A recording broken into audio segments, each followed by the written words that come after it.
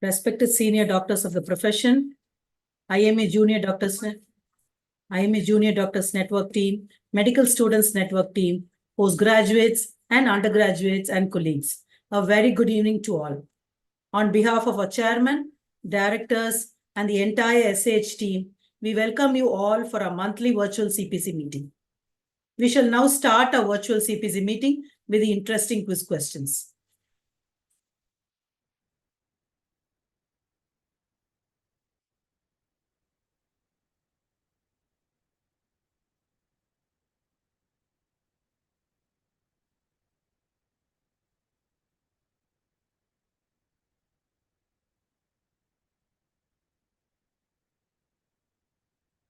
First, we have a chest X-ray of a 50-year-old female who presented with progressive shortness of breath. On examination, she was conscious, oriented, afebrile, pulse rates were 121 per minute, BP 130/80, saturation was 92% at room air. On auscultation, she had reduced breath sounds on the right side. This is her chest X-ray shown here. What are the findings you can see in the chest X-ray? What do you think could be the possible causes of this condition? How will you evaluate her further? A CT chest was also done for her. The picture is shown here.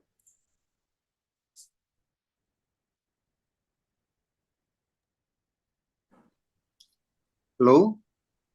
Yes, yes, sir. Excuse me, madam, the slides are not seen. Slides are not seen, sir. Just a minute, sir. Share it.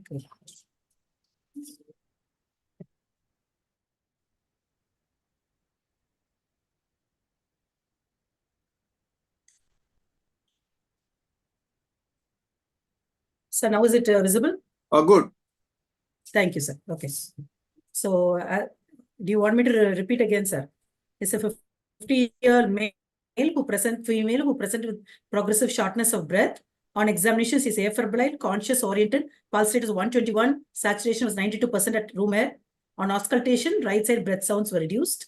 Her chest X-ray is shown here. What do you think of the findings in our chest X-ray? What are the possible causes you can think of? How will you proceed to evaluate her further? A CT chest was also done for her. The picture is shown here. With this, what will be your final diagnosis and how will you proceed to manage her?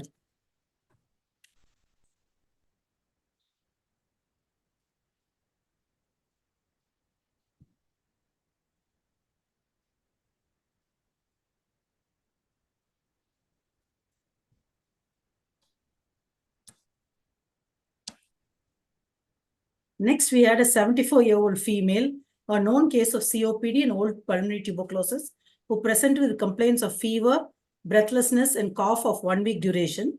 On examination, vitals or BP was 150/90, saturation was only 76% at room air, pulse rate was 110 per minute. On auscultation, she had bilateral wheeze and bilateral Krebs too. Chest X-ray and CT are shown here. What do you think are the findings in both of them?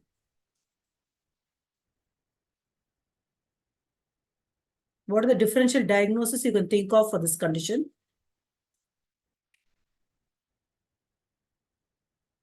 How will you proceed to evaluate her?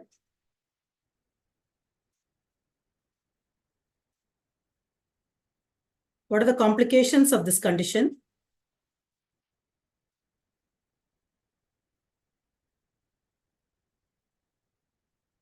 What is your final diagnosis and how will you proceed to manage her?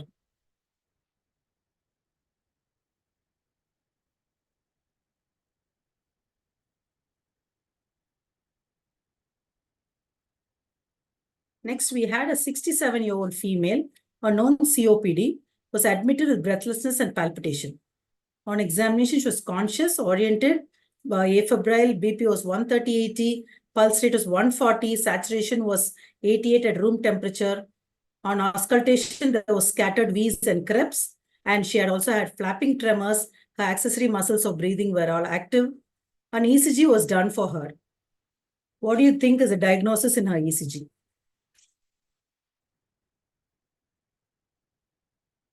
What do you think would be the causes of this condition?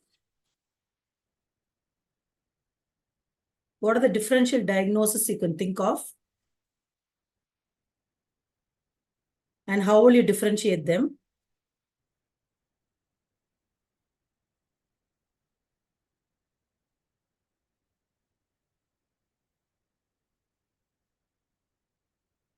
And with this, what will be your final diagnosis and how will you proceed to manage her?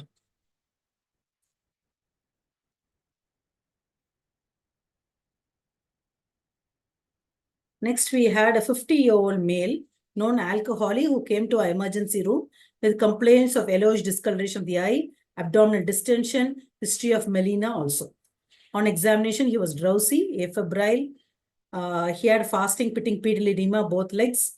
And on systemic examination, for abdomen was distended, soft, shifting dullness was present, flapping tremors was there. He also had these lesions over the upper chest as been shown here in this picture. So what is this cutaneous lesion?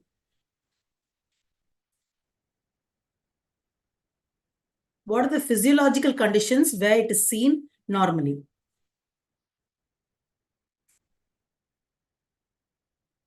What are the other stigmata of chronic liver disease you can think of?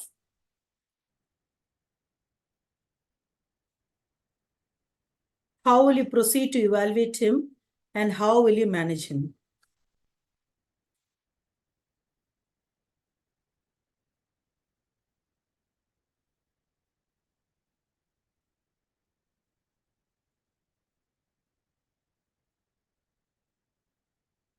Next, we had a 58-year-old male. He's also a known COPD who presented to our ER emergency room with breathlessness, fever, and cough.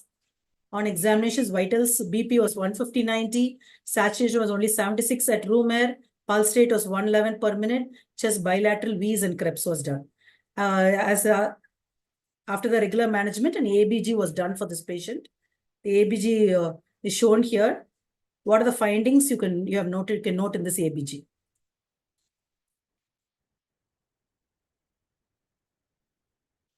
What are the differential diagnoses you can think of for this condition? What are the complications of COPD you can expect?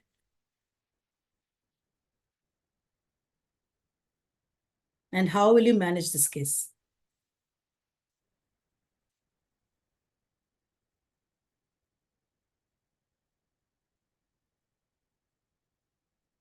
We had another interesting person, a 57-year-old male, who presented with occasional cough, difficulty in swallowing, and change in voice, and also complained of swelling on the left side of the neck for the past 1 month. On examination, as you can see, his vitals were stable. He had a local examination. There was a swelling measuring 2 into 2 centimeter over the left side of his neck, which was mobile and tender. With this, what will be your clinical diagnosis? How will you proceed to evaluate him? After the routine investigations, a CT neck was also done, which is shown here. The patient underwent an indirect laryngoscopy. Picture is shown here. What do you think what does that picture show?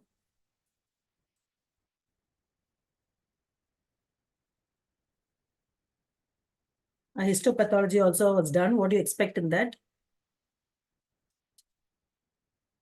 How will you proceed to manage this patient?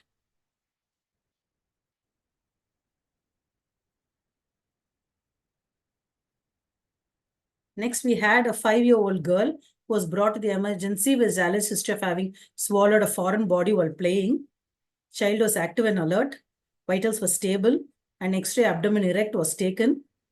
What do you think is the finding in that? How will you proceed?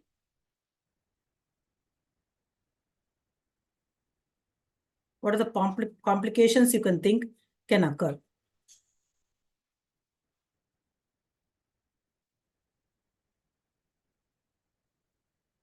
Next, we had a 60-year-old male, known case of rheumatic heart disease, came with complaints of weakness of left side of the body for the past 1 day. He was conscious, oriented, pulse rate was 121 per minute, irregularly irregular. On auscultation, he had a mid-diastolic murmur in the mitral area. CNS, plantar extensor was there on the left side. Power in the left was upper and lower limb were only 3/5. Reflexes were exaggerated on the same side, and Babinski sign was positive. With this history, what will be your clinical diagnosis? What do you think could be the etiology of this condition which has occurred?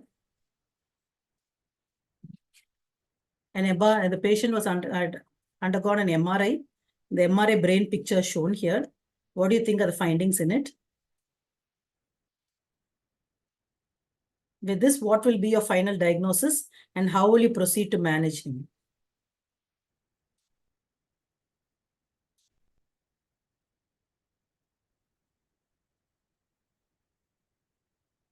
This is another clinical picture of an 80-year-old female who presented with complaints of swelling of the right lower limb for the past 10 years with discoloration of skin. What do you think will be the most common cause of this secondary lymphedema over the globe? What are the complications which can occur because of long-standing lymphedema?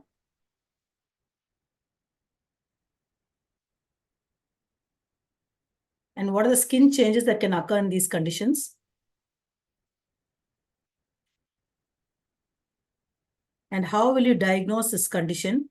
And how will you proceed to treat it?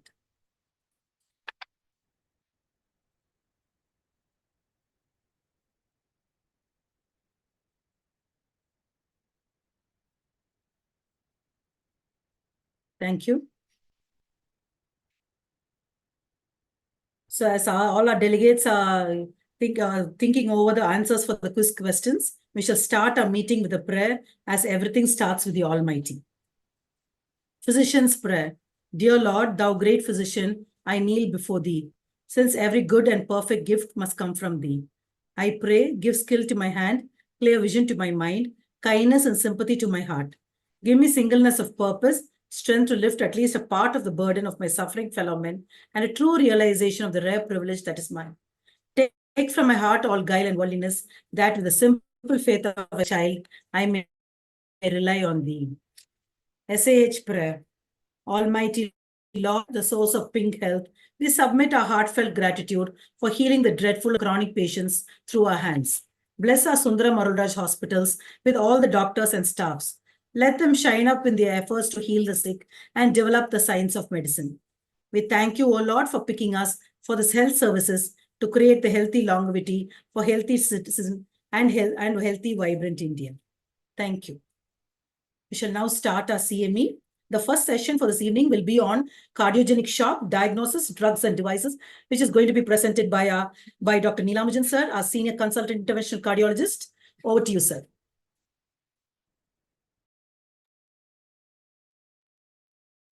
Thank you so much. Am I audible? Yes, sir, you're audible. Yeah, thank you so much. It feels great to be associated with this academic team conducting a meeting month after month and years after year. Thank you so much for giving me this opportunity to discuss about the most important topic in clinical practice. Give me a minute, let me share the screen.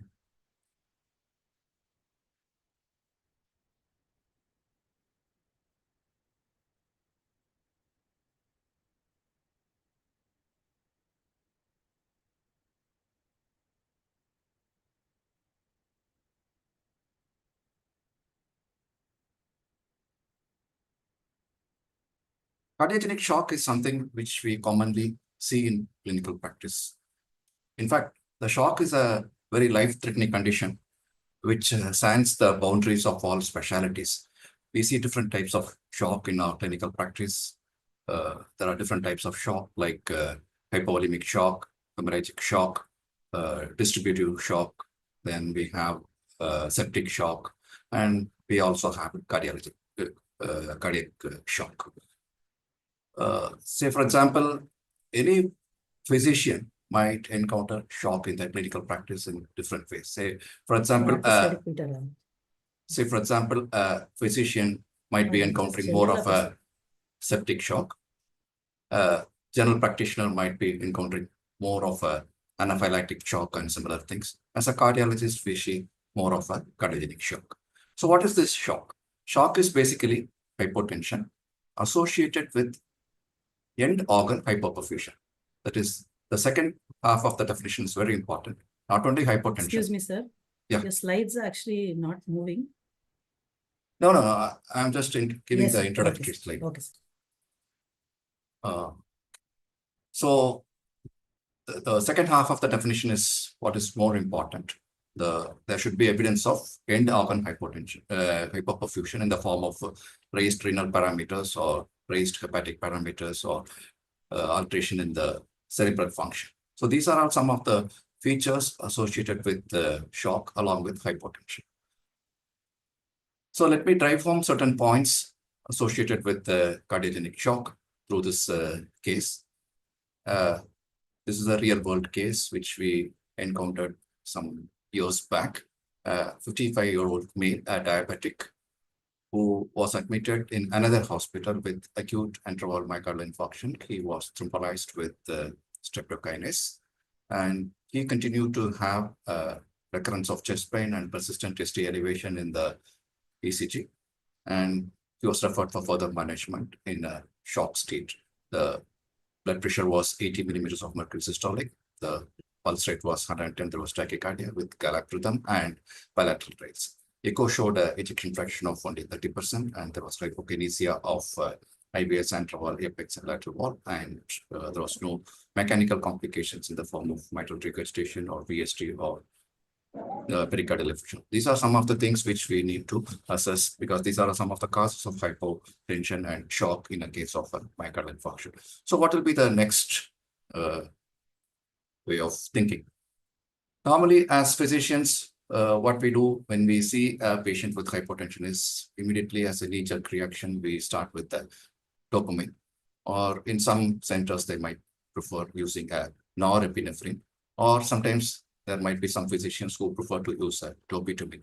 Suppose if the patient is not responding to any of these line of management, we try to combine all these things, and we don't have any proper protocol which one to start first and with how to continue.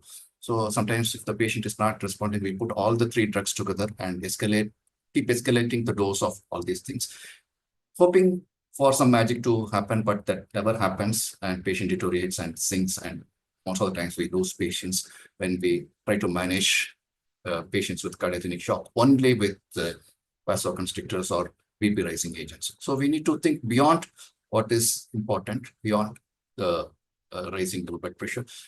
Cardiogenic shock basically starts as a hemodynamic problem with the reduction in the blood pressure, but it progresses into advanced stage, into a metabolic problem. We call it as a hemometabolic problem when there is a rise in the renal parameters, when the rise in the bicarbonate and fall in the bicarbonate level and acidosis, and rise in the lactate levels. So starts as a hemodynamic problem and continues as a hemometabolic problem.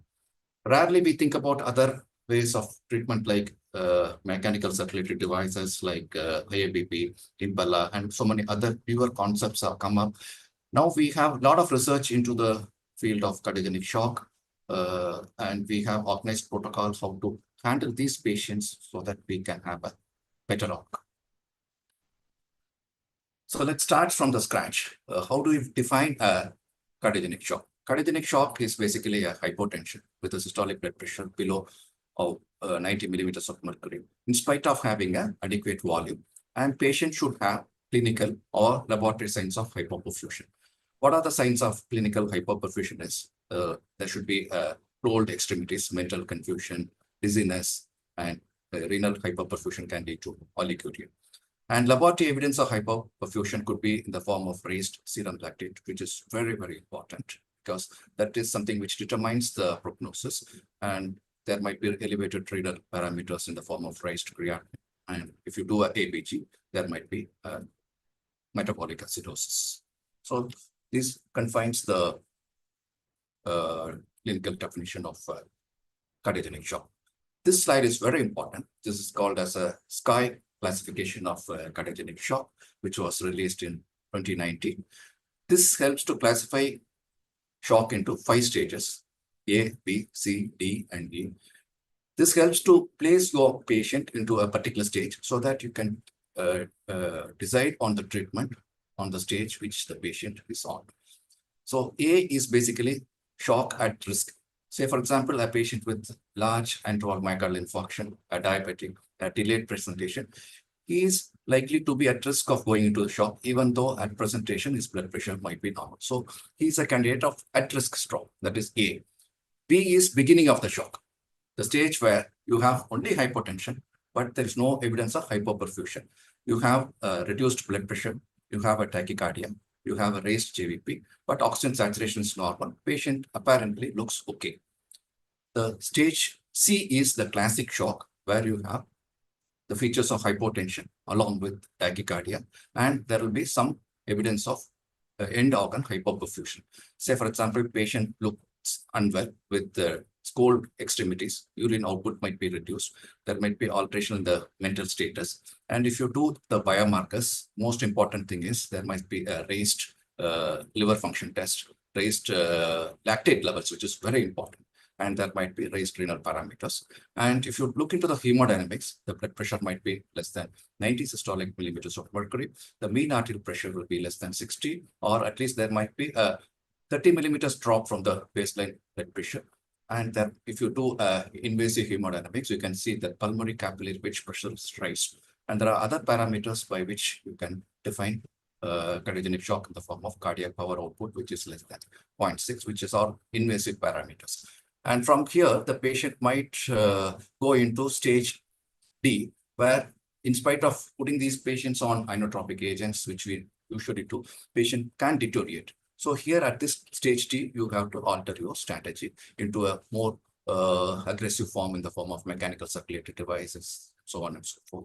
And stage E is the extreme form, that is E, where the patient had cardiac arrest or the blood pressure is not recorded, or patient is having a refractory arrhythmia and patient is on ventilator and serum lactate is very much raised, more than 5, or the pH is very much reduced, patient is in severe acidotic state.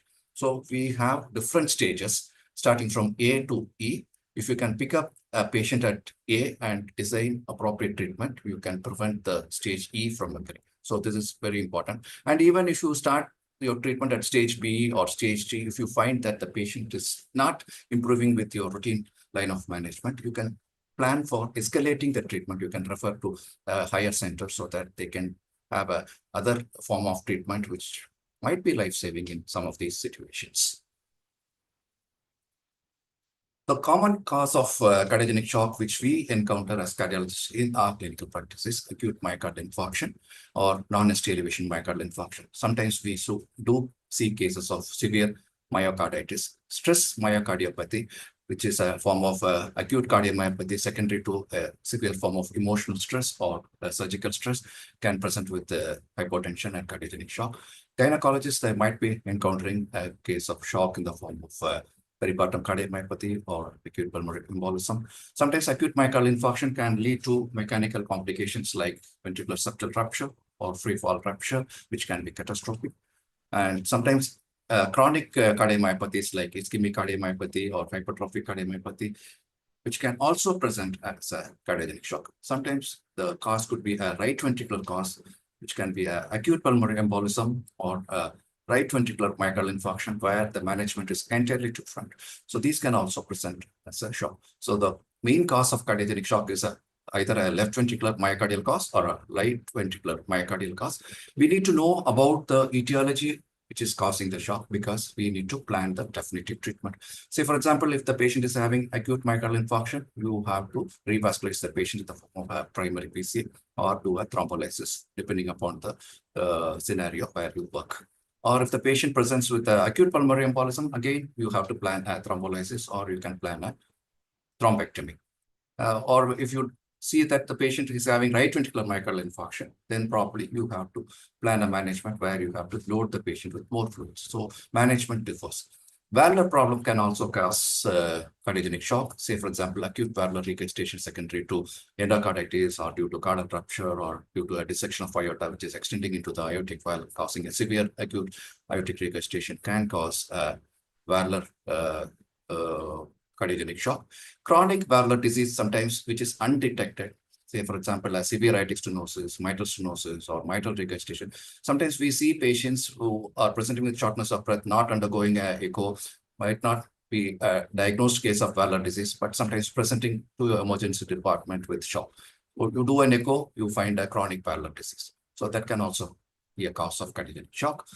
Pericardial disease in the form of acute cardiac tamponade due to various reasons can cause a cardiogenic shock, where the management is going to be a different one in the form of a pericardiocentesis. Arrhythmias can lead to cardiogenic shock, ventricular tachycardia, or ventricular fibrillation, where you need to defibrillate the patient, can also lead to shock. Unstable SVTs, sinus node dysfunction in the form of long pauses can lead to cardiogenic shock. Sometimes tachycardia-induced cardiomyopathy, for example, somebody is having atrial fibrillation for a long period, that can lead to myocardial dysfunction and cardiogenic shock. So these are all some of the causes of shock. When you see a patient with shock in your emergency department, basic clinical examination should be done. You can find a cyanosis, cold skin, altered mentation. If you look for the GVP, might be reduced. You can see pulmonary crackles, but pulmonary crackles need not always be present. If it is there, your diagnosis is little easy. If it is not there, then doesn't rule out a cardiogenic shock. Peripheral edema might be there, and there might be a gallop rhythm. Pulse pressure is usually low because you have a systolic blood pressure which is low, and a diastolic blood pressure is raised, and pulse pressure is narrowed. You have a tachycardia, and sometimes there might be a murmur of ventricular septal defect or a mitral regurgitation if it's due to acute myocardial infarction. So always, when you're managing a case of acute myocardial infarction, even if the patient looks okay on the first day, keep auscultating on the second day, third day, or fourth day, because such patients might develop as form of a mitral regurgitation, hypotension, and mechanical complications. So you have to be vigilant enough to look for all these mechanical complications. ECG is the next easy diagnostic armamentarium, which is available in all hospitals. ECG will help you tell the cause of shock in the form of ST, elevation myocardial infarction, or RV infarction, or arrhythmia. Chest X-ray, again, which is quite commonly available, can tell you about pulmonary congestion. You can see curly P lines, widened mediastinum in the presence of a aortic dissection. You can also have a pleural effusion. Echocardiogram is very, very important. It is diagnostic, almost diagnostic, and it is commonly available in all the hospitals, by which you can measure the left ventricular ejection fraction. It can also tell about the other parameters which will really help in the management of your case. It can tell about the stroke volume, cardiac index, cardiac power output. We can tell about the left ventricular outflow tract, velocity time interval. These are some of the parameters which will really help to fine-tune your management of cardiogenic shock. It can also tell you about the complications of myocardial infarction in the form of acute mitral regurgitation or ventricular septal rupture, or a cardiac tamponade, or you can even tell about the presence of RV infarct, where the management is going to be different. Lung ultrasound is basically a underutilized diagnostic modality, but it is very useful. As physician, everybody should know how to do a lung ultrasound. It can tell about the fluid retention in the lung by noting the B lines. Like X-ray, where you see the curly B lines, is another form of radial lines in the lungs when you do a lung ultrasound, which tells about the pulmonary condition. If facilities are available, you can do a pulmonary artery catheterization, which will tell about the pressures in different chambers, right atrial pressures, left atrial pressures, wedge pressure, and this will help to fine-tune your management. Pulmonary artery catheterization, initially it was thought that it was not much useful. Even now, it is given a class 2B indication that is not very mandated in your management. But if you have friends in the intensive department or anesthetist department managing more of a critical care cases, they'll tell about two parameters when they put these patients on pulmonary artery catheterization. They'll talk about cardiac power output, which will tell about the left ventricular dominant cardiogenic shock. Basically, we need to classify the shock as a left ventricular dominant cardiovascular shock or a right ventricular cardiovascular shock, right ventricular dominant cardiovascular shock. Two parameters, there are a lot of parameters, don't confuse with all these things. Two parameters you need to look. If you have friends in the internist department, they'll be able to guide you. When the cardiac power output is less than 0.6, which is assessed by the invasive high hemodynamics, it tells you that the patient is having a left ventricular dominant cardiogenic shock. When the the next parameter which you need to look is the PAPI, that is the pulmonary artery pulsatility index, which is low in case of right ventricular dominant cardiogenic shock. There are various ways by which we need to calculate. I'm not going into the details because it is beyond the purview of our discussion. So basically, we see a lot of patients with acute myocardial infarction presenting with cardiogenic shock. We should know which all the patients might go into a cardiogenic shock in our clinical practice. So when you have a patient with acute myocardial infarction with left middle branch block, or a patient with acute myocardial infarction who already had a history of previous myocardial infarction, or somebody who had done an angiogram and having a multivessel disease presenting with acute myocardial infarction. These are all some of the patients you have to be really careful, and these are all at-risk patients, that is stage A patient in the SCAI classification of cardiogenic shock, or somebody who is quite old with the presentation of at the presentation itself, the blood pressure is borderline, or having a sinus tachycardia with the heart rate which is very high. These are all some of the patients who might be going for a shock. And delayed presentation is another important cause of cardiogenic shock, which we commonly encounter in our clinical practice, especially due to poor patient awareness. And the causes of cardiogenic shock in acute myocardial infarction, we are quite familiar with these causes, and we should keep looking for all these causes. Apart from severe extension of left ventricular dysfunction or right ventricular shock, various mechanical complications can lead to cardiogenic shock. Ventricular septal rupture is another important cause of cardiogenic shock, which we need to auscultate on the second day, third day, and keep looking for development of any new murmur and the fall of blood pressure, which can tell you that the patient might be having a ventricular septal rupture. And echocardiogram is the diagnostic. And when you have a patient with ventricular septal rupture, you need to put such patients on IABP, that is intra-aortic balloon. I'll discuss what it is, the IABP, in the subsequent slides. And patient need to be referred for a surgical management, because medical management is really going to kill this patient. Even with surgery, the mortality rates are very high. You can see that this is a registry with surgical management. Even with surgery, the mortality rate is quite high. Nowadays, we have the device. Okay, the mortality rate is very high because these patients are most of the times referred late, or have a lot of comorbid problems, because initially starting as a hemodynamic problem now enters into a metabolic problem. So we have a high mortality rate with these type of mechanical complications. Sometimes some of these patients can have a free wall rupture. Free wall rupture can be catastrophic if it is a through and through rupture, but sometimes luckily some of these patients can have a contained rupture where they have a pericardial effusion and pseudoaneurysm type of picture, where some of these patients might be stable enough to be referred for a pericardiocentesis, and early surgical repair can be life-saving. I have a patient, which I'll be showing in subsequent slide, where patient was lucky enough to survive a contained rupture. And sometimes acute myocardial infarction can also be a cause of cardiogenic shock, where the patient needs to be put on inotropic therapy along with the IABP and plan for a surgical revascularization. Right ventricular infarction is something which can cause a cardiogenic shock, and we, as physicians, we are well versed with the management of right ventricular infarction. Basically, in all cases of inferior myocardial infarction, make sure that you record the V4R and look for a ST elevation, which is when it is more than 1 millimeter, you have to suspect a right ventricular infarction, and you have to infuse a lot of fluid, 1 to 2 liters. And if the patient is not responding, you can start on dobutamine, or sometimes some of these patients might be in heart block where they need a pacemaker, temporary pacemaker at least. So what are the management strategies for cardiogenic shock? The basic thing is to maintain the blood pressure, for which we have various drugs like norepinephrine, epinephrine, dopamine. And the blood pressure is fairly okay. You can consider adding a dobutamine or milrinone. Some centers, they prefer using a vasopressor, that is the vasopressin. Mechanical ventilators might be needed in some sick patients, or you can, the patient is stable enough, you can give oxygen therapy by mask or non-invasive ventilation. Arrhythmia management is very important, and you have to correct the electrolyte imbalance in the form of hypomagnesemia or hypopotassiemia or acidosis. For right ventricular infarction, of course, as I said, fluid replacement is very important, and you have to consider using various mechanical circulatory devices like IABP, Impella, or which might be available in some of the referral centers. So this slide is very important. This is a very new latest guidelines which tells you how to manage a cardiogenic shock. Some of these parameters might not be practically possible in our setup, but it is always good to know what is happening around us. when you have a patient with a cardiogenic shock, basically you have to diagnose a cardiogenic shock by recording the blood pressure, which is less than median arterial pressure, which is less than 65, or systolic blood pressure less than 90. You diagnose a cardiogenic shock, and if you have a parameters, you can look for a cardiac index, which is less than 2.2 liters per meter square.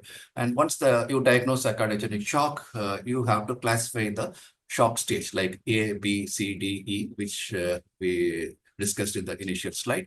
And after classifying the shock stage, whether it is A, B, or C, or D, depending upon that, next stage is to, if possible, if your center is having a good intensive care specialty unit, you can float a pulmonary artery catheter and you look for whether it is a left ventricular dominant shock or a right ventricular dominant shock, and you base the treatment based on which is the dominant cause of the shock.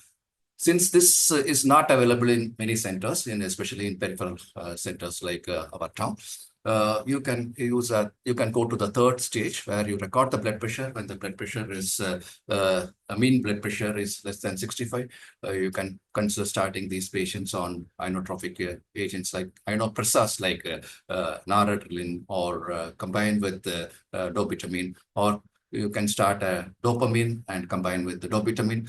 What we practically follow in our center is when the blood pressure is less than 70 millimeters of mercury, we consider using a norepinephrine as a first choice, and add the dobutamine once the blood pressure is around 90.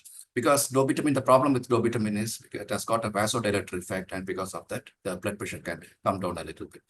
If the blood pressure is between 80 to 90, we prefer starting these patients on dopamine, and we add on the dobutamine. So these are all some of the practical guidelines which we follow in our center for the management of cardiogenic shock. But ideally, if the center has got a facility for pulmonary artery catheterization, that will help you to guide these patients better.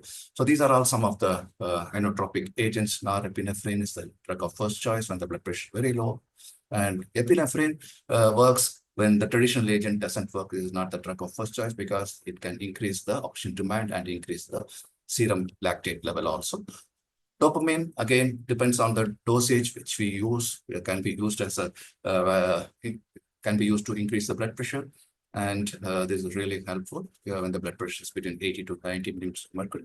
When the blood pressure is fairly around 90 millimeters, you can consider starting these patients on dobutamine or Meldrino. When these patients do not respond to these inotropic agents or vasoconstrictor agent, you have to classify these patients as having a refractory shock or going into a deteriorating stage, or going into the E stage, that is the stage E. So in such cases, you might have to consider using a circulatory devices. These are all now commonly available in many referral centers. Various forms of circulatory devices are available, like intra-aortic balloon pump or impeller or ECMO.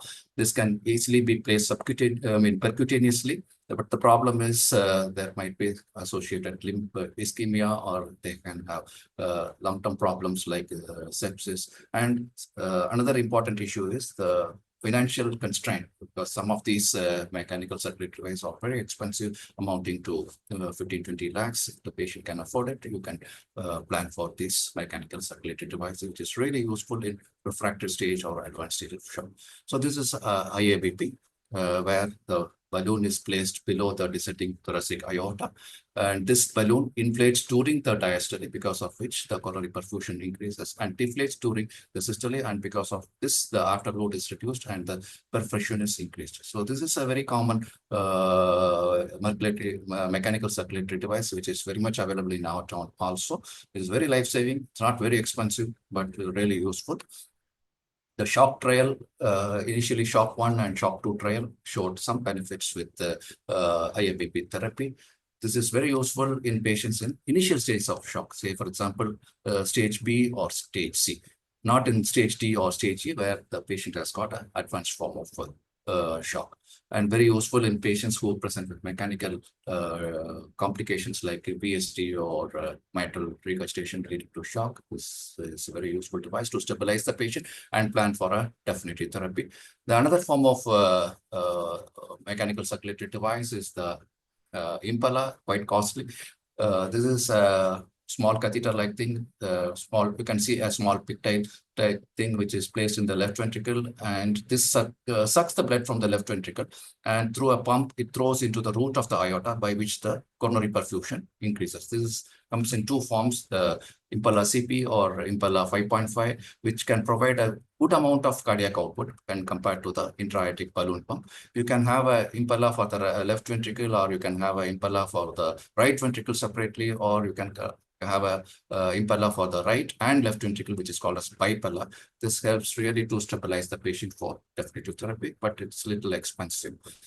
And of course, we have been hearing about the ECMO for quite some time, because most of the celebrities go on into the ECMO at some stage of their terminal stage of their life, because this is something which is tried at the terminal stage, where you have a right atrial cannula withdrawing the blood going into the pump and getting oxygenated and returning back to the arterial circulation. Just like a cardiopulmonary bypass where they stop the heart and do the surgery, this can be placed percutaneously, causing, leading to improvement in the blood pressure as well as providing oxygenation. So this ECMO is something which is very useful as a cardiopulmonary bypass for the advanced stage of the shock, especially when the patient need a biventricular support, or when you have a patient with lung injury. So when you have a hypotension along with the lung injury where you need a mechanical ventilation, this ECMO is really helpful, but it is not a first-line therapy, because it can lead to a lot of complications and issues. So it is mainly reserved for patients in refractory stage of shock. So a couple of cases in another 2 or 3 minutes before I wind up. This is a case of acute antral MI, which I discussed in the initial slides. Patient had refractory shock, was placed on IABP, and you can see the left antidescending artery, which is totally occluded, and this particular patient underwent a PCA to the left antidescending artery. You can see the flickering of the intra-aortic balloon pump, and you can also see the temporary pacemaker there. With all the gadgets, patient could be salvaged. This is the case history which I discussed initially. This is a patient, 60-year-old female who presented with acute antral myocardial infarction, thrombolized. Patient went into cardiogenic shock on the 3rd day. On the echo, you can see, it's a very interesting echo. You can see moderate pericardial effusion, and you can see echogenic space below the left ventricle. This is actually a contained rupture. You can call it as a pseudoaneurysm. Also, patient was in refractory shock, not improving with the inotropic agent. Luckily, patient's attenders were quite affordable. They took her to a different hospital at a referral center where aggressive cardiac surgeon repaired this defect, and patient is quite fine. And this is the picture of that particular patient who presented to our World Heart Day. And he was lucky enough to write poetry on our center, and she got a prize for that also. This is a patient who presented with a free wall rupture. So this is a hope for a hopeless condition. But this patient was not lucky enough. This is another patient who presented with antral myocardial infarction, cardiogenic shock. What do you see? So you can see an interventricular septum, and there is a gap at the apex of the interventricular septum. Basically, this is a ventricular septal defect. You can see left to right shunt, torrential left to right shunt across a large VSTs occurring secondary to antral myocardial infarction. Patient was not affordable, was managed with the inotropic agent, but unfortunately, these patients with the cardiogenic shock and mechanical complication doesn't do well with the inotropic agents, and he succumbed to the ailment. So any patient with cardiogenic shock can be really be sick like this in an extreme stage, or patient might look apparently okay in stage A or stage B, but you need to identify where the patient is, either in stage A or in different stages of shock, and design your treatment appropriately. So cardiogenic shock is a complex syndrome, starting with a hemodynamic problem, but continuing into a hemometabolic problem. You have to identify the cases at risk stage itself, and you have to institute early diagnosis and therapy. Echocardiogram is very helpful in the early diagnosis, and early restoration of mean arterial pressure is very important to avoid the progression to a hemometabolic problem, for which we have various inopressors like norepinephrine, dopamine, and dobutamine as initial strategy. If you find that these patients are not improving and if they are not reaching for treatment goals of increasing in the blood pressure or reduction in the lactate levels or improvement in the acidosis, you have to consider the option of using the mechanical circulatory devices like IABP or Impella or ECMO. Pulmonary artery catheterization is very useful to fine-tune the therapy. If it is available in your center, you can try that because it can do a lot of parameters. So always explore and escalate the therapeutic options in the management of cardiogenic shock for a better outcome. Thank you so much, and I invite questions for discussion. Thank you, sir, for your elaborate and great points of discussion and points to ponder on, sir. The topic is open for discussion. Delegates, you can unmute yourself and you can ask your queries. Sir, as of now, we don't have any questions in the chat box. I think it was very, very clear. Let me stay online. Any questions coming up Yes, in future also, I'll be happy yes. to take it. Thank you so much, sir. We shall now move on to the second session, which will be an abdomen clinical case discussion, which will be presented by final year DNB postgraduate, Dr. Dinesh, and discussed by Dr. Saira and Dr. Ram Subram, a senior consultant gastroenterologist of Sundaram Arulrhaj Hospital. Over to you, Dinesh.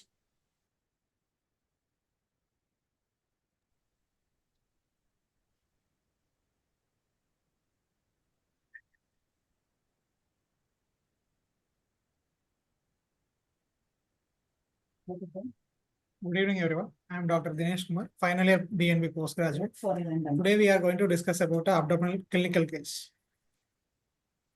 So coming to the patient particulars, a 45 years old male, Mr. Kennedy, who is a water supplier by occupation with the educational status of 10th standard from lower middle class, admitted on 5 February 2025, and the patient examined on February 6, 2025. Chief complaints: the patient presented with complaints of abdominal distension for the past 15 days and swelling of the both lower limbs since past 12 days. So here, go to the previous slide. So what system you are going to go on examination based upon this chief complaints? Yes, abdomen distension followed by Yes, swelling of legs. swelling up. Primarily, I am going to examine the gastrointestinal system, GIT. Abdomen. So Yes. why not cardiovascular? So cardiovascular, usually patient will be having symptoms of orthopnea and other symptoms of breathlessness. And usually he will have pedal edema followed by abdomen distension in cardiology. Yes. When it is uniform along with facial puffiness, it is a renal system. Renal system. So, okay. Yes. Is there any exception to this rule? What is ascites precox? Sir, in chronic constrictive pericarditis, usually the abdominal distension occurs first, then followed by swelling of the lower limbs. Okay. Proceed on. History of presenting illness. Patient was asymptomatic before 15 days. Then he developed abdominal distension, which was insidious in onset, gradually progressive, started initially around the lower abdomen and currently uniformly distended abdomen with no aggravating and relieving factors. Abdominal distension was not associated with pain. He had no history of vomiting, constipation, no history of breathlessness, chest pain, no history of orthopnea, paroxysmal nocturnal dyspnea, no history of decreased urine output, and facial puffiness. So if you think, go to the previous slide. Yes. So causes for acute abdomen distension. So acute abdominal distension usually post-hepatic causes like Budd-Chiari syndrome and IVC obstruction and sinusoidal obstruction syndrome, and any traumatic ascites like rupture of like chylothorax and lymphatic ascites. Okay. Yes. So suppose if it is abdomen distension in this patient is associated with pain, what is the complication you will think of? Sir, in a DCLD patient when they have abdomen pain and ascites. Sir, maybe spontaneous bacterial peritonitis. Very good. Bacterial peritonitis. Yes. Yes. Patient complains of swelling of lower limbs, present since 12 days, insidious in onset, gradually progressive, initially noticed around the ankle, currently progressed till thighs. No aggravating and relieving factors, no history of fever, no history of pain and redness of limbs, no history of breathlessness, no history of decreased urine output. No history of fever, no history of pain abdomen, no history of itching, clay colored stools or high colored urine, no history of vomiting of blood or blood in the stools, no history of involuntary movements, altered sensorium or change in the sleep pattern, no history of decreased urine output, decreased appetite and weight loss. So if he has Past his- altered sleep pattern, what is your diagnosis? Sir, hepatic encephalopathy. Probably hepatic encephalopathy. Yes. Past history, he had similar complaints of abdominal distension 2 months back and was treated for the same and it reduced, but he didn't follow any medications. No history of diabetes, hypertension and tuberculosis in the past. No history of tattoo, piercing or blood transfusion. No history of past surgical intervention. Drug history, the patient is not on any regular drugs. He has no history of drug allergies. So this is the family history. There is no significant family history. Name some liver diseases that can run in families. So Wilson's disease, hemochromatosis, alpha-1 antitrypsin deficiency. Okay. So Personal can his- hepatitis B run in family? Yes, sir, vertical transmission can. So that should be one of the differentials that you keep. Okay. Personal history, he consumes a mixed diet, appetite normal, sleep undisturbed, bowel and bladder movements regular. Addictive habits, he consumes alcohol since 20 years, whiskey 180 ml per day, no history of smoking or IV drug abuse. Summary, a 45-year-old male who is a chronic alcohol consumer presented with abdominal distension and swelling of lower limb with no other complications. Coming to the examination, general physical examination, patient's consent was taken, patient is well built and nourished.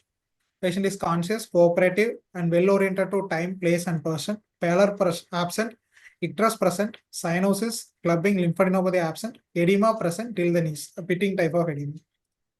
Vitals, pulse 68 beats per minute, normal in rate, rhythm, character, volume, no radioradial or radiofemoral delay. Blood pressure 118 by 80 mm mercury, measured in the right arm, sitting position. Respiratory rate 18 cycles per minute, thoraco-abdominal type. Temperature AF febrile. Head-to-toe examination. No alopecia, no loss of eyebrows, no xanthelasma, no parotid enlargement, bad breath, no spider navy, no palmar erythema and Dupuytren's contracture, nails normal, no tremors, gynecomastia, no loss of axillary and pubic hair, no dilated veins over the abdomen, no testicular atrophy, no petechia or purpura. So what are the Coming- types of tremors you see in CLD? Sir, a flapping tremor. So when the patient go for hepatic encephalopathy, they go for Yes, flapping tremor. What flapping else? tremor. Where Sir, they get wing Wilson- beating tremors? So Wilson's disease can have Wilson disease which progress to CLD may have wing beating tremors. Wing beating tremors. But the commonest cause for tremors will be drug induced. So that you should keep in mind. Yes. Okay, KF ring. So won't you look for a KF ring? Yes. Yes. So KF ring and thyroid examination should be part and parcel of your general examination in any abdomen case. Yes. Okay. Coming to the systemic examination, abdomen examination, patient consent was taken, examined under adequate exposure and light. Inspection, generalized distension of the abdomen, flanks appear full, skin is glossy, umbilicus everted, all quadrants moves equally with respiration, all hernial sites intact, no visible vein, sinuses, scars, no visible pulsations, peristalsis. So Palpation. what are the causes for full flanks? Flatus, fluid, feces,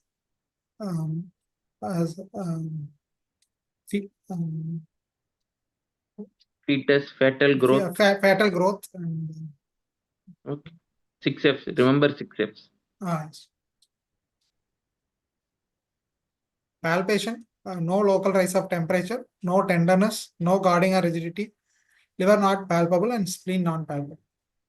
So why is it not palpable? Is it due to tense ascites or you cannot palpate it by normal palpation? Sir, due to tense ascites, I couldn't. So what other test you can do in a tense Sir- ascites to palpate liver and spleen? Sir, dipping method of palpation. Okay, carry on. Yes. Abdominal girth 108 centimeter, zipisternum to umbilicus 39 centimeter, Umbilicus to pubic symphysis 24 centimeter. Umbilicus to anterior superior iliac spine, right side 38 centimeter and left side 38. So what is depicted here? What sign is depicted here? So what is Tanyol sign? Sir? What is Tanyol sign? So umbilicus to Umbilicus shift. episternum, the length increases Distant. Yes. in a supraumbilical pathology. Whenever there is a pelvic pathology, the distance between the episternum, the symphysis pubis and the umbilicus increases. Yeah. So here what is depicted is Tanyol sign positivity. Yes. This is positive Tanyol sign. Yes. So again, abdomen girth should be examined at the level of umbilicus daily. A Yes. single reading has no impact on management. So it is serial recording at the level of umbilicus. Okay. Yes. Percussion, liver dullness, upper border, fifth intercostal space on full expiration. Lower border dullness present at the costal margin in mid-clavicular line. Total liver span 10 centimeter. Shifting dullness present. And auscultation, bowel sounds here 4 per minute and no venous pump or no bruit. Genital examination normal. Other system examination were unremarkable. And provisional diagnosis, a 45-year-old male, history of consumption of alcohol since 20 years, presented with abdominal distension and swelling of lower lip, suggestive of liver pathology. And the likely cause is chronic alcohol consumption, and my probable diagnosis is decompensated liver disease with ascites. What are the decompensations, you know, in an alcoholic liver disease? Sir, esophageal varices, ascites. No, varices is not a decompensation. A UGI bleed due to varix is a decompensation. Yes. Jaundice, ascites, and splenomegaly. No. Hepatic encephalopathy. Splenomegaly is not a complication. What is the fifth decompensation that is recently added? Occurrence of hepatocellular carcinoma in a chronic liver disease. It is the fifth decompensation that is added. Yes. Investigation, hemoglobin 10.2 gram per deciliter. 1 second, Dinesh, 1 second. Yes. What else you will monitor? I mean, apart from abdominal girth. So weight, a daily weight monitor. Is a must. Yes. Okay, that is important. Yes. Then you said tattooing, ear piercing. What is the significance of that? Sir, hepatitis B virus time. Only B? Hepatitis B, C. Yes. These are methods, some mode of transmission, no, here. Yes. Especially very common in our part of the town. Because almost everybody will have a tattoo and they would have pierced the ears. So you should always see. In fact, there is one place near Tiruchendur where almost all the males are having hepatitis B. Okay, somebody has to take up that study. Yes. And you said about, sudden occurrence of sudden ascites. Yes. So when in a cirrhotic, what are the causes for acute decompensation? Sir, alcohol consumption. Sir, transmission into hepatocellular carcinoma.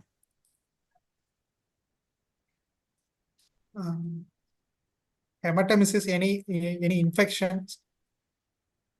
What infection?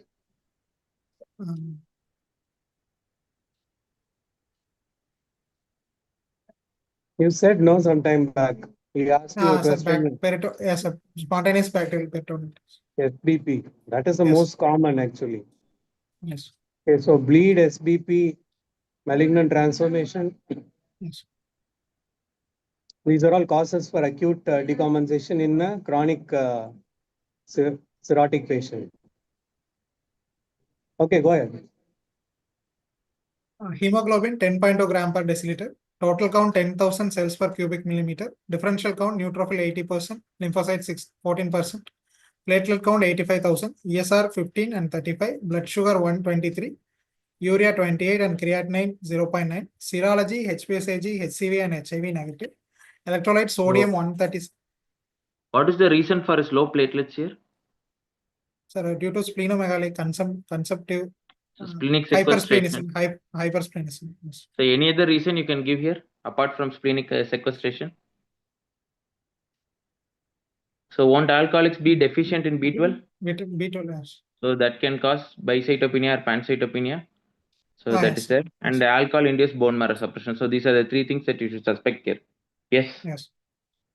Electrolytes were normal. LFT protein, total So protein in 5. electrolytes, which electrolyte you are more bothered on? So sodium. So why? Sir, dilutional hyponatremia due to No. fluid retention. What is the practical application of sodium? So it is used in mild sodium score. Yes. And one more thing, a serum sodium of less than 120 alone warrants a fluid restriction. So in general practice, whenever there is ascites, we reduce the fluid intake for patients. So when serum sodium is more than 120, they should have adequate fluid intake. Then only they won't go for hepatorenal syndrome. They don't go for HRS. Okay. Yes. So protein 5.5, albumin 2.5, and globulin 3. Bilirubin, total bilirubin 2, indirect bilirubin 1.2, and direct 0.8. SGOT and PT are 78 and 89. Alkaline phosphatase 110. Ultrasound abdomen showed decompensated liver disease with moderate ascites. No splenomegaly.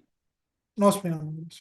No splenomegaly. So then what are the causes for absence of splenomegaly in a cirrhotic?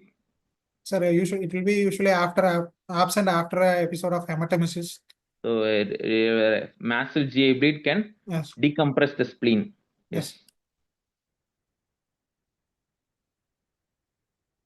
Yes, proceed on. Treatment, diet, high protein diet and reduced salt intake. IV antibiotic, injection taxim 1 gram IV TDS. H2 blockers, injection ranitidine 2 cc IV BD. Tablet rifaximin 550 mg BD. Tablet aldactone 100 mg BD. And syrup lactulose 15 mg TDS and syrup sucralfate 15 ml TDS. And injection albumin 20% IV OD. And the patient is planned for liver transplant. And the OGD scope is showed grade 3 esophageal varices. And endoscopic variceal ligation was done. And therapeutic ascetics tapping was done. We aspirated around 3000 ml of straw color fluid and sent for routine investigation, which showed high sag and low protein ascites. So in what we are more bothered about ascitic fluid analysis, if you have only 1 drop of ascitic fluid, which is the investigation that you should do, it is cell count. So total count. So it is cell count alone. So presence of more than 250 polymorphs goes for a favor of SBP. So that is the investigation that you should do first. And SAG comes alone next. So you are planning him for liver cell transplant. What is his child PUG status and what is his MELD score? So do you think he will come under primary criteria for transplant? So patient with continuous alcohol intake, they come under the second list. So they are not in the primum list. Okay. So first he should stop ethanol and he should get improved in his performance status, and then you can very well list him. Okay. Final diagnosis, decompensated liver disease with ascites and grade 3 esophageal varices. No, that should not be your final diagnosis. The decompensated liver disease, everything is due to portal hypertension. So due to portal hypertension. So, and this portal hypertension is due to liver pathology, a sinusoidal form of portal hypertension without complications of hepatic encephalopathy, without spontaneous bacterial peritonitis or other complications. So that's how your final diagnosis should be. And the probable etiological agent is ethanol related or alcohol induced. Okay. Discussion. Cirrhosis is a late stage scarring of the liver caused by many forms of liver disease and conditions. The stages of liver injury include hepatic steatosis and fatty liver, alcoholic hepatitis, and steatofibrosis. The two types include compensated and decompensated. Decompensated cirrhosis is an acute deterioration in liver function in patients with cirrhosis characterized by jaundice, ascites, hepatic encephalopathy, hepatorenal syndrome, or variceal hemorrhage. The causes include viral hepatitis, hepatitis B and C, alcohol-related diseases, and non-alcoholic fatty liver disease. Other causes include hemochromatosis, cystic fibrosis, Wilson disease, biliary atresia, galactosemia, and glycogen storage disorders, primary biliary cholangitis, and primary sclerosing cholangitis, and drugs like methotrexate, amiodarone, and methyl-dopa. And coming to the diagnosis, we should estimate serum ascites albumin gradient. If it is less than 1.1, the causes include biliary leak, nephrotic syndrome, pancreatitis, and peritoneal carcinomatosis, tuberculosis. If it is more, SAG is more than 1.1, you should look for the ascitic protein. If it is less than 2.5, the causes include cirrhosis, late Budd-Chiari syndrome, and liver metastasis. If the ascitic protein is more than 2.5, it could be hepatic failure or constrictive pericarditis, early Budd-Chiari syndrome, IVC obstruction, and sinusoidal obstruction syndrome. Treatment includes low salt diet and avoidance of alcohol and other drugs, diuretics and antiviral medications, and decreasing the fluid intake, and antibiotics to prevent secondary infections, and using and plan for liver transplant. And So why can this you case do is a fibro scan in this patient to assess the Yes. amount of fibrosis? Yes. What is the absolute contraindication here? So presence of massive ascites is an absolute contraindication for fibroscan, and total bilirubin more than 3 is again a contraindication. So just keep in mind. So whenever these patients, when you assess for fibrosis, you will get a false scoring, false high scoring. Okay. So it is a known case of DCLA presented with acute decompensation. Alcohol is an important factor in recurrence. So the patient is referred to highest center for liver transplant. Take home finds incidence and prevalence of DCLA is more common in alcoholics. Recurrence need interventions, and liver transplant is the final treatment. Thank you.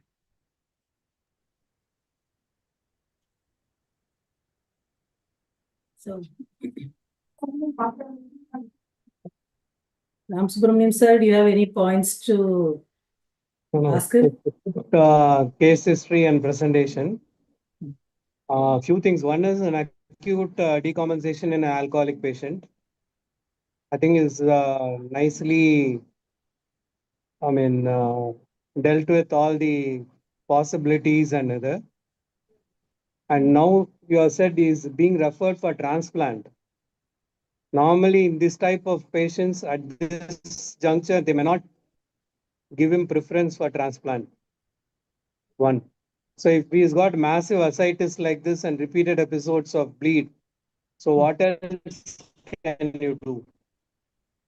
So we can go for a transjugular intrahepatic pleuroperic. So we can go for TIPS, sir. Okay, that is what normally it's called bridge to transplant. Okay, before doing transplant, you try to bring down all the parameters. That is one thing. Second thing, in your treatment, apart from beta blockers and other things, what else will you give? Can add midodrine. Okay, midodrine Correct. to prevent HRS. What is midodrine?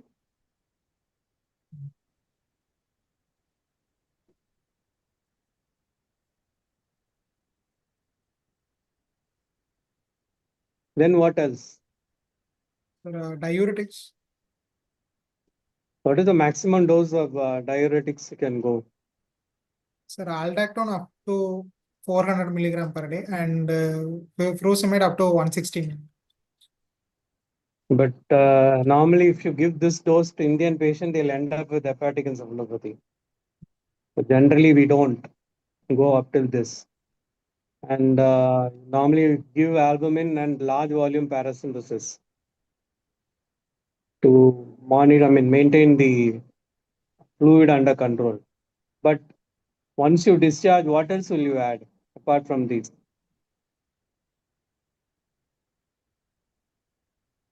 We can give lactulose.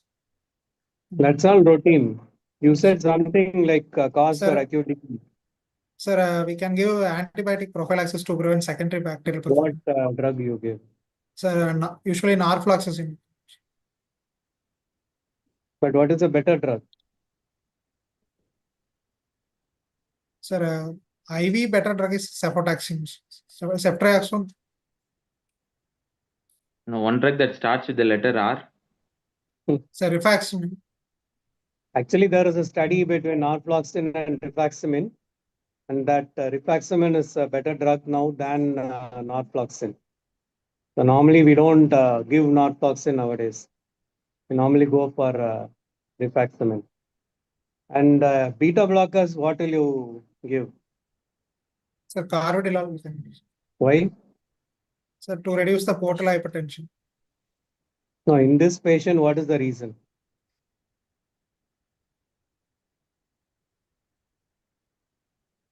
Why can't you give propranolol in other terms?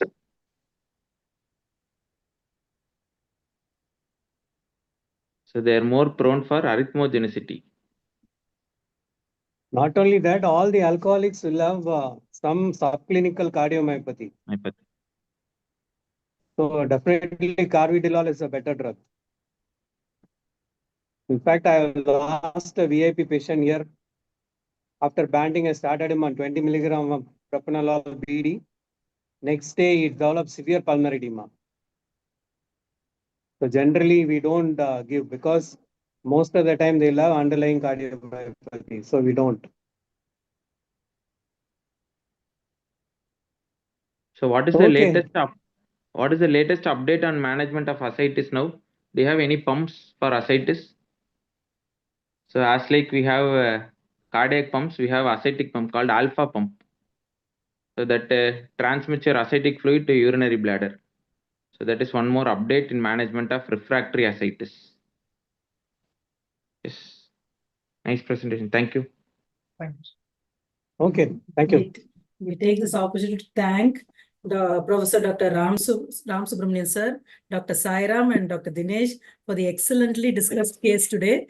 We have one question for the team from Dr. Vijay Raghavan. Did you examine respiratory rate in the supine or standing position? What is the significance? Dinesh, you can try.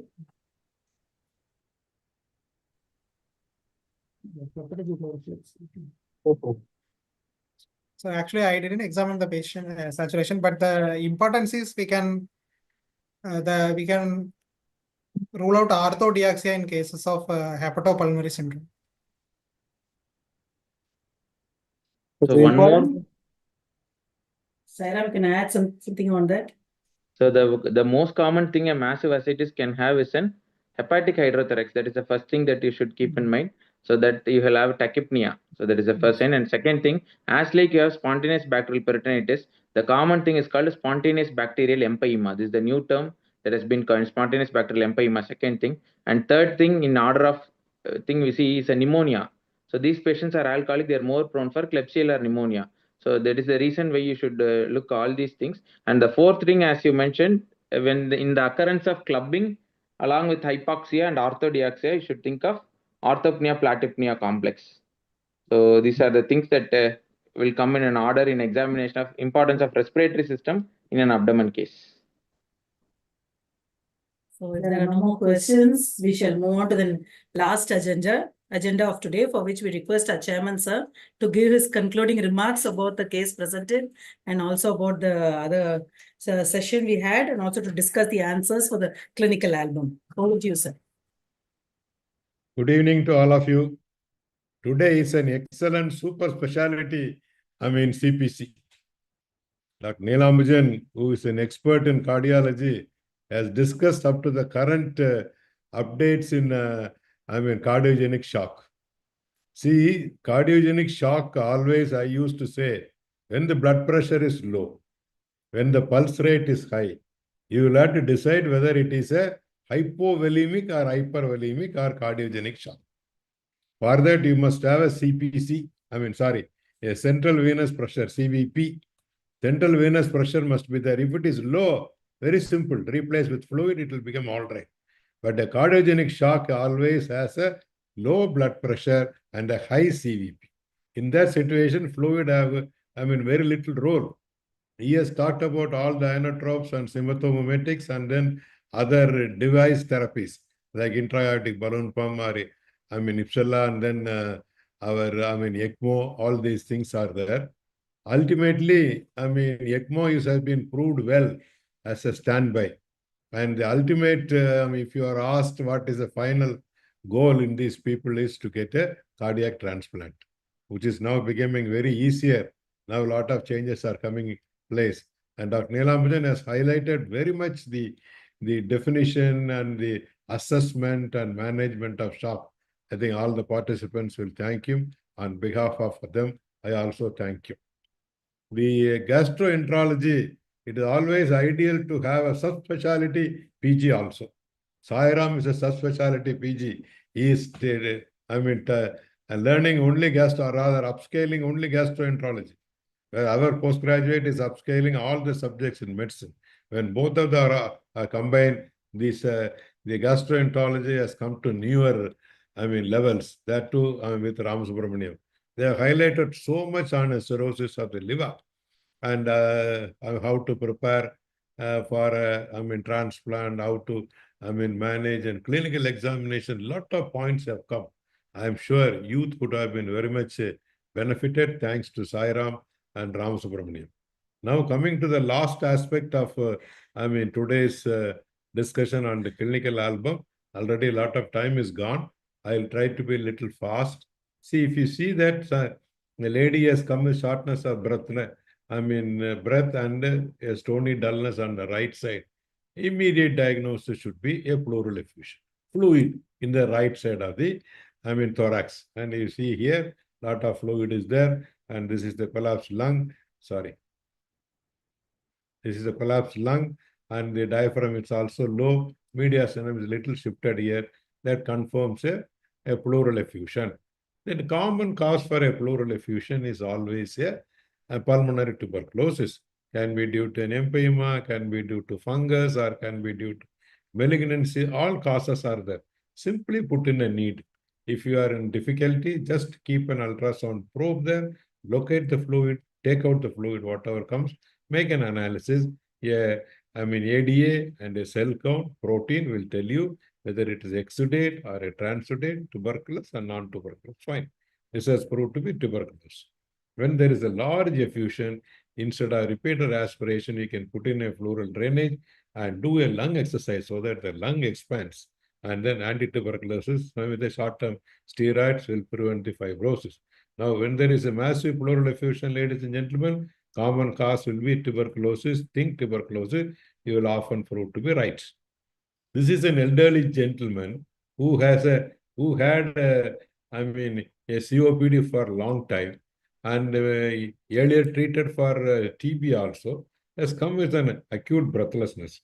It took an X-ray, it shows a large cavitating pneumonia in the middle lobe. It is a segment one, one triangular one that always tells for it. And you will have to make a diagnosis. What is the cause for it? A sputum, culture, AFB, CBNAT always makes you to take a diagnosis. And when we did a CT scan, I think CT scan has not been displayed here. It showed a very nice cavity with a thick wall. And cavity in a thick wall, always think that it is tuberculosis, unless proved otherwise. Patient is on anti-tuberculosis therapy and is doing well. And this is a 67-year-old COPD. See, one point I would like to stress, all the COPD people will have some form of arrhythmia. Whether it can be commonly a supraventricular, can be a ventricular also. This dysrhythmia is very, very common. It's due to two things. One is due to hypoxia, second is due to sympathomimetic drugs. Therefore, when there is a tachycardia, you must always check that. If you see here, there is a right axis deviation. If you see here, the P waves are, here and there, placed, that shows a multiple atrial ectopics. It is a forerunner for an atrial fibrillation, which is also very common in people with the COPD. And always when you correct the hypoxia and when you put some antiarrhythmic drugs like our Cardaron, this usually improves well. In a COPD with a multifocal atrial tachycardia, always consider it is a forerunner for, atrial fibrillation. It is a very excellent one. I am so happy. This is called as a, spider neve. It's a vascular dilatation, commonly occurring in liver cell failure, can occur any part of the body. If it is there over the chest, this always should immediately give you a link that the patient has got underlying liver disease and in a pre-hepatic coma. Assess the liver functions as discussed in our case and a serum ammonia, and you will be able to make it out. And when you correct that, this always comes down. It is a hallmark of decompensated liver disease. Now again, there is another COPD with breathlessness. The next complication, now one is in dysrhythmia, second is a respiratory failure, hypoxic, hypercapnic. They have hypoxic and hypercapnia. You see here, the CO2 is high and there is an acidosis. Therefore, this needs a ventilatory support. Usually a non-invasive ventilation for 3 to 4 hours. It reverts the carbon dioxide, hypoxia, and acidosis, everything comes down. What does it mean? There is a COPD, an acute exacerbation. Think that they will have a hypoxic, hypercapnic respiratory failure, confirmed with an ABG and supported and relieved by a short duration of ventilatory support with a non-invasive ventilation. It's an elderly gentleman came with a neck swelling. It was a very firm to hard swelling.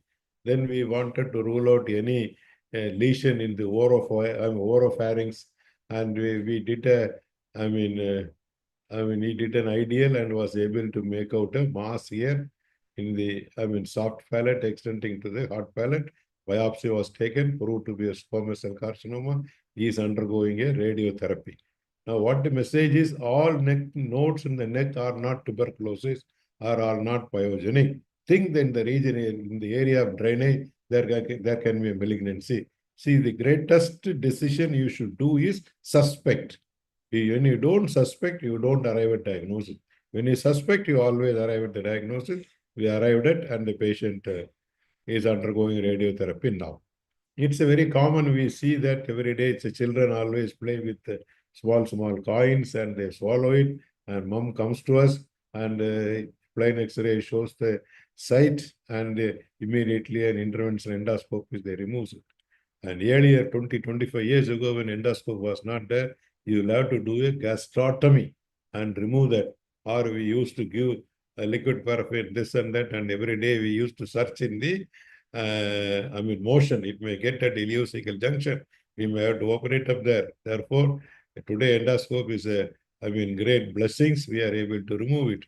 This is any patient with rheumatic heart disease, a mitral heart or a aortic heart or a tricuspid with a rhythm disturbance, that one atrial fibrillation, comes to you with one half of the body, weakness, hemiplegia. Always consider it is an embolic stroke unless proved otherwise.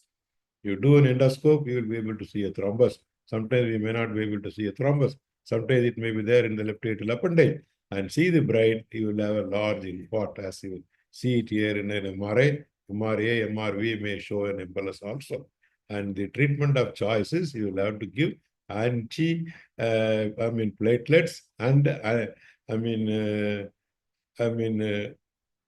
will have to do. Suppose you are interested in doing a thrombolysis, you are able to see a thrombus, you can do a thrombolysis or an antithrombotic as well as antiplatelets have to be there. Antithrombotics have to be lifelong. It's something like very safe for rivaroxaban can be given lifelong because they are always prone for it. Even if you do a surgery, this rhythm disturbance may not revert. Therefore, you will have to put them on prophylactic antithrombotic therapy lifelong. Remember that, not for 3 months or 6 months. This is a differential edema. The other leg they have not kept, they should have kept. Then only you will be able to understand whether it is a bilateral edema, systemic cause, cardiac, renal, hepatic, anemia, hypoproteinemia. When it is unilateral, the cause must be local. There can be local trauma or local infection or a lymphatics or a venous. These are the 4 causes for local edema. Here it is a lymphatics. It's a lymphatic edema. You can always confirm it with serology. And a common cause is a filarial, and usually we do them with diethyl carbamazine and then ivermectin. They go on well. Unilateral edema in a leg. Patient comes with edema, bilateral, systemic, unilateral, local in the foot. Try to evaluate that. I think we have completed that. Though it is a little late, lot of clinical inputs have come to us from cardiology, gastroenterology. I'm so happy. All the faculty did so well. I'm sure, we will enjoy that. And good night to all of you till we meet next month for our CPC. Thank you. Thank you, sir, for your valuable clinical discussion. We thank all our colleagues once again, and let's all meet again next month with another few more interesting clinical discussions. Till then, stay safe and healthy. Good night to one and all. Thank you, Rajan sir, for attending. So you can give us you didn't give us your inputs this time.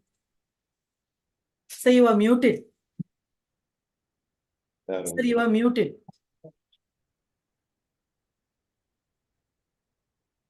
என்ன ராஜன் எதுவும் point இருக்கா? OBB முடிச்சிட்டு ஜாலியா வாரியே நினைக்கிறேன். ராஜனை Sir, காணுவேங்க. இன்னுமே muted-ஆ தான் sir இருக்கு உங்கது.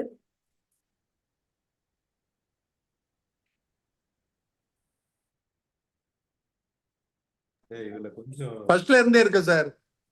அப்படியா? எனக்கு தான் தெரியல அப்போ. நான் முதல்ல ஆரம்பத்துல இருந்தே இருக்கேன். 8 o'clockல இருந்தே இருக்கேன். Great, great, great. Thank you sir. Thank you We sir. are honored by your presence. Thank you sir. Thank you so much, sir. Thank you. Thank you sir. Next night time and we good must, next Rajan should bring a case or address or discuss on a case. பாக்குறேன் sir. Thank you sir. பாக்குறேன். Thank you. We listen to you. Thank you Just sir. some small one which is clinically oriented. All the postgraduates will be benefited. Thank you, Rajan. Thank you sir. Thank you sir. Thank you. Thank you, sir. Right.